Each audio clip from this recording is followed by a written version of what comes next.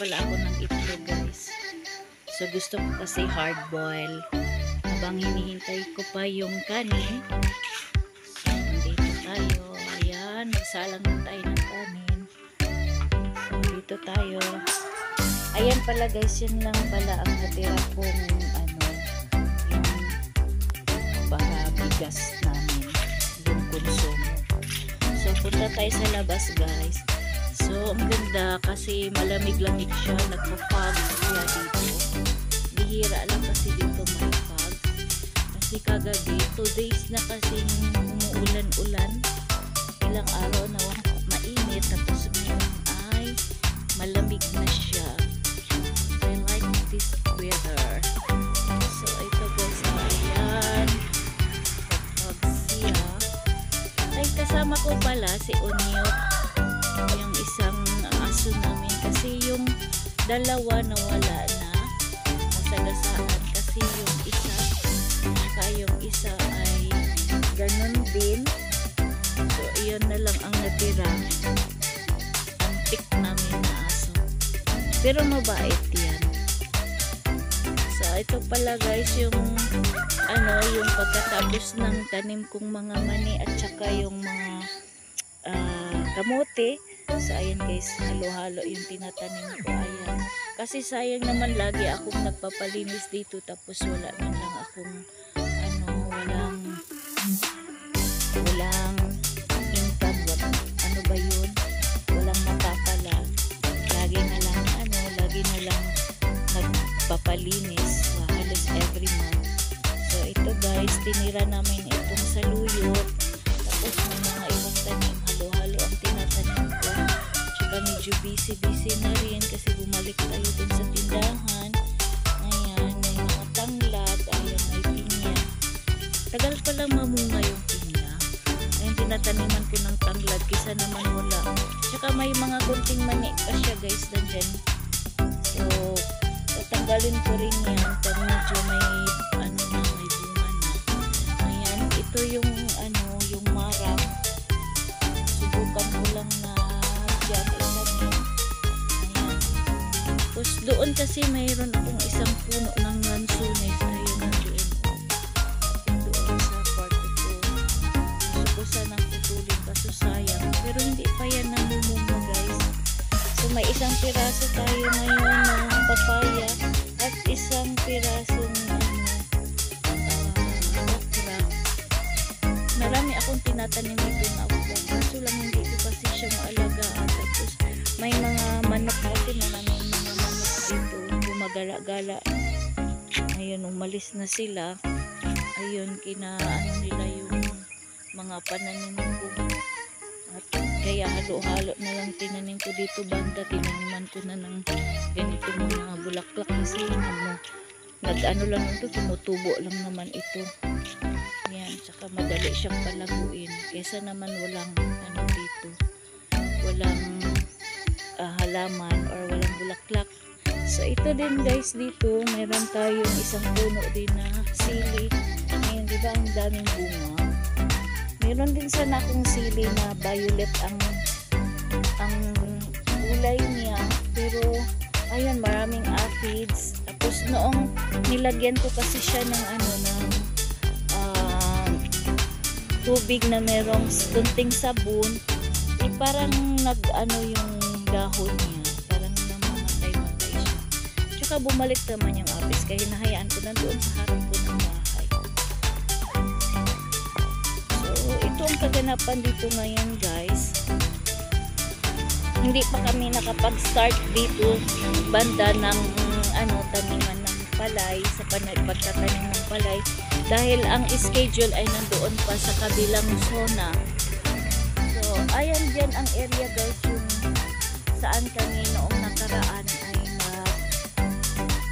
para nagmi-measure dyan para hati-hatiin namin ng magkakapit. Hindi pa yun tapos, kailangan namin ipaayos yan, ipapasurvey namin yan, yung marunong talaga lang yung engineer. So kailangan namin magbayad. So ito guys, at saka ito pala yung tanim kong malunggay.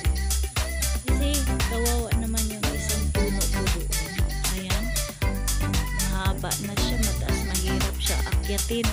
So nung pinutol namin noon, ayan dito ko naman tinanim. Actually marami itong tanim sana dito kasi sayang naman na itapon. So ito dito yan, tinanim ko yan. Ayan o diba, ang saya-saya ng mga kapitbahay ko dito guys, na ano din nila ito. Tsaka ako din, pagulay din. Saka meron pa akong tanim doon, at saka doon meron akong tanim din dyan na 3. Ayan, buto talaga ang tinanim ko dyan. 3 yan. Kasi marami akong mga kapitbahay dito mahilig din maggulay. Pero hindi sila mahilig magtanim. Ganun lang talaga sa probinsya guys. At least, kakatulong tayo sa mga kapitbahay. Ito mga tanglad ko, 2 puno lang itong malalaki. Ito dito isa, at isa din doon. Diba marami na kung ano, kung ako lang ang maggugulay guys, hindi ko mauubos. Ayan, may saluyot. Ayan, may malunggay tayo dito din. Buto din ito. Tsaka dito kasi ito yung una kong tanim na tanglad. Kita nyo naman guys, so kalahati na lang siya. Malaki ang puno nito katulad doon sa kabila. Siyempre, laging nadadaanan malapit sa kalsada. Kaya ayun. Tsaka ito pala yung pinutol ko na malunggay. Tapos yung tinanim ko yung iba doon. Yung kaputol niya. Kaya meron tayong mga malunggay doon. Itong bayabas ko guys, binili ko ito sa DA. Department of Agriculture. Hindi pa siya namunga guys. Halo din ang tanim-tanim dito. Ayan yung sinabi ko na hindi pa yun nakapag-bunga. Saka dito may mga tanim ako ng mga kalaman, bulaklak, ang hindi na bumulaklak. So ito ang madali kong maparaming yung mga ganito. Kahit nasa Dubai ako, may mga tanim din akong ganito sa paso. Isang lang puno pero dumadami siya. Ewan ko kung mayroon pa ba doon. Iniwan ko lang sa mga kasamahan ko. So ito guys, bigay lang ito ng kapatid ko. Isang puno lang din yan. Tsaka ayan, napaparami ko. Marami na rin siya. Marami na rin kumukuha. Ito guys, kapitbahay ko guys. Tingnan nyo ang pagpuno. Diba? Grabe talaga. Sasaktan ako pero naisip ko marami naman din. Ito pala tumubo ito. Ano to yung luyang dilaw. Tsaka meron pa dito guys. Ayan, may luya din ako guys. Pang December yan kasi baka magmahal na ang mga sa mga sangkap sa December. Ito luyang dilaw guys. Ang tinatawag na ang tawag niya. Yung iba sa luyang dilaw. Ayan. So ito guys, meron din akong tumubo dito na melon. So wala pa itong bunga guys. Talagang inaano ko na lang dito patas kasi bumababa siya. Pag bumaba siya, maapak-apakan ng mga bata na maglalaro. Ayan, bulaklak na ito guys, yung ground orchids. Galing ko sa Maragusan, doon sa pinisan ko. Ayan, 2. Ayan, marami na siya. Mayroon din kumukuha dito guys. Paano naman? Lagi ako wala dito sa araw. Kasi ingod mamaya-maya pag tapos kong magluto guys, alis na naman ako. Punta naman tayo sa tinahan. So ito guys, ito din pala guys, ito yung kahoy na pwede siyang pag may binat ka, ilaga mo lang ito. Tsaka pwede din ito yung may mga kulugo, itong dagta nito, pwede mo siyang gawing gamot doon sa mga may kulugo. So may mga kunting saging dyan guys, ayan. So halos dito ay hindi naman binibili namin yung mga pagkain ng mga gulay-gulay. Yung sibuyas kasi namin guys, wala na siya na kailangan ng magtanim ulit. So pakunti-kunti lang yung mga tanim ko, pero naman, tamang-tama lang din naman pag ako lang ang gumagamit. Pero pag may mga kapitbahay tayo guys, syempre kulang din. Kaya kami ang ginagawa namin dito, pag magugulay-gulay kami, so may ambag-ambag kami, mostly dito sa akin malunggay, tanglad, yung mga nakukuha dito sa akin sa luyo. Wala na kasi yung kamote tops ko. Naubos na. So, ganun lang kami kami dito sa probinsya. Tsaka guys, tingnan mo, hindi pa talaga nawawala yung mga fogs. Fogs pa rin hanggang dito. Ayan naman, medyo siya. Maulap na.